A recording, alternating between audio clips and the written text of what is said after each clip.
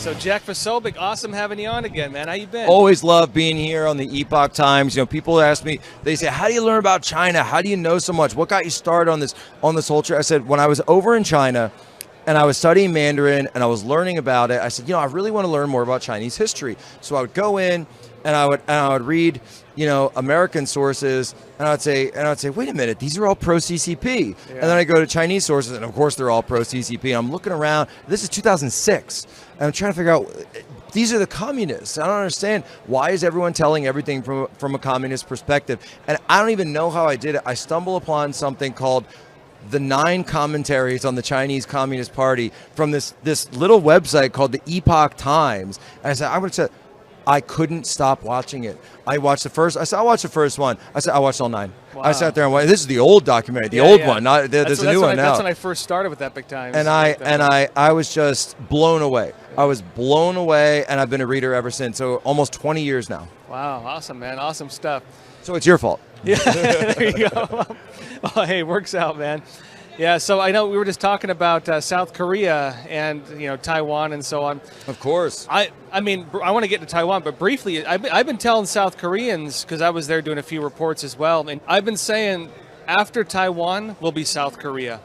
Of course. After Taiwan's going to be South Korea. Well, in South Korea, they're already beginning. What China wants to do is it's revanchism, right? So it's revanchism. It's similar to the Russian policy in Ukraine, where any territory or protectorate that was once a tributary of China, they want back. So if you go back to Ming Dynasty, Song Dynasty, what was Korea? What was Vietnam, right? Yeah. These were protectorates. They were tributaries, as in they had to pay tribute to the emperor. So they had to pay the emperor of China.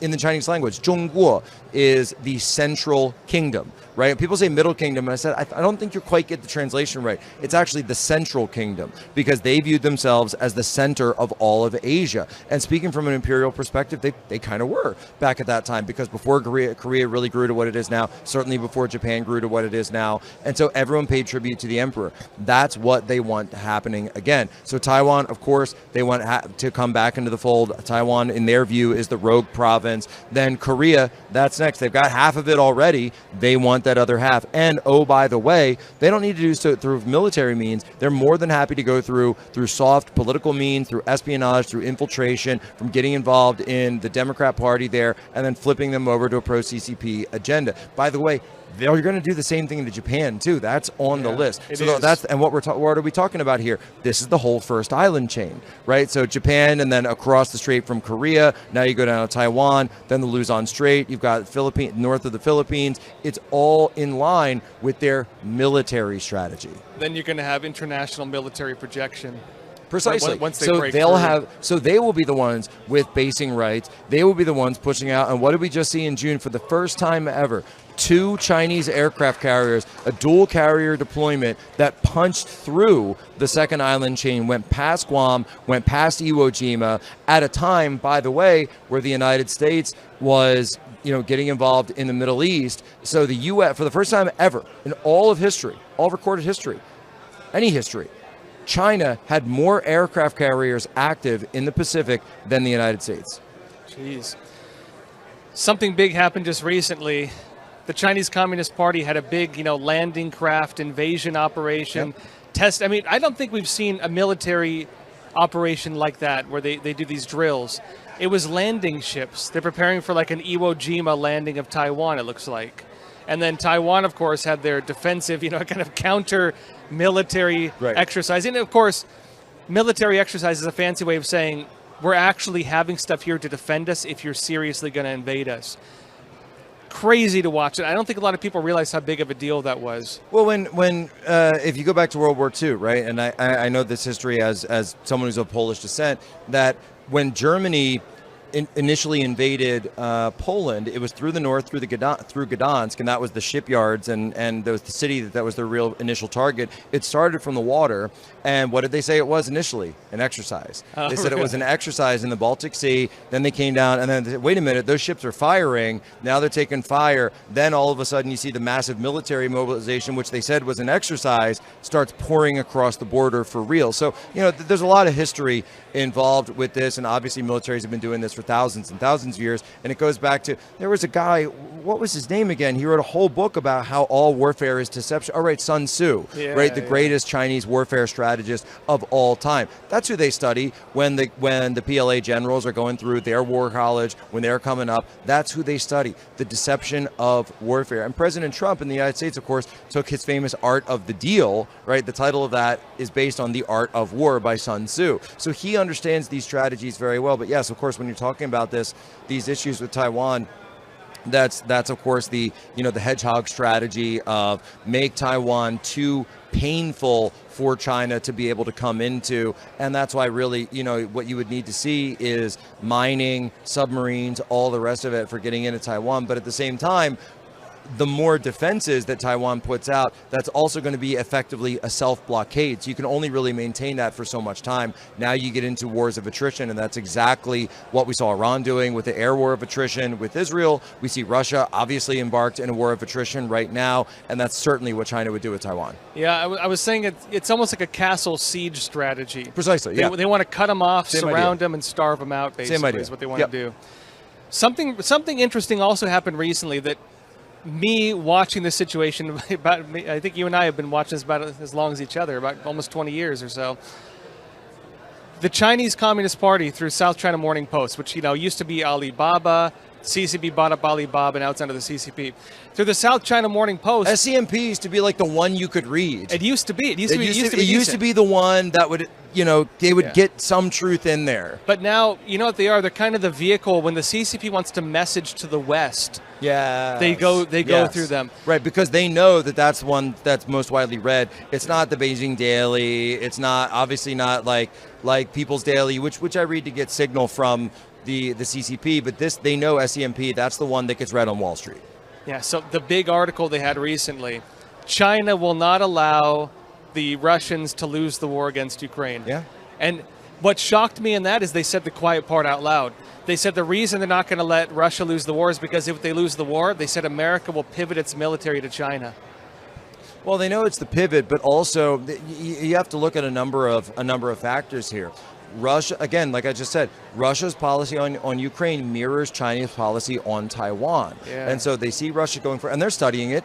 They're studying every single aspect of it, and particularly the drone warfare aspect of this. The drone warfare aspect is absolutely what they're seeing the effectiveness of drones on the battlefield. They're realizing that if we can mass produce these things, we can launch them right from Fujian province right over to Taiwan. You don't even need an aircraft carrier for that. You just send them right over, wave after wave after wave of drones. You don't even need pilots anymore. A drone, thing flies itself, one of these kamikaze drones, and they crash in. You overwhelm the defenses. And how many Patriot missiles do we have? What's our manufacturing base? Oh wait, we don't have one because we outsourced it all to China. So you're going to overwhelm the defenses, overwhelm the Patriots. They're seeing, by the way, the same deal in the Red Sea, right? They're seeing that the United States, even if we're able to deploy our Arleigh Burke destroyers to provide that air defense shield to Taiwan in a situation like this, like the United States did with Israel, then they understand, though, that as powerful as it is, the Iron Dome and the Golden Arrow and all of these things, there's a limit on how long you can do that. It only lasts